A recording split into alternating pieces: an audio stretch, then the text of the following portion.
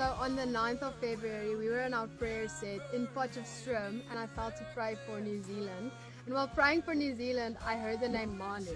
And I'm not gonna lie, I was doubting that I make up the name, but I decided anyway to write down the name Manu, 9th of February, praying for you and your family, and that God cares for you.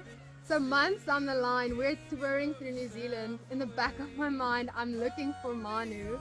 And I couldn't find him, so I had even more doubt that I had heard God's voice. But in our 4th week into New Zealand, literally 3 months after hearing his name in the prayer set, we were at a gathering, and this big Maori guy walks in, and I had an urge to introduce myself to him, and he says, "Hi, I'm Manu."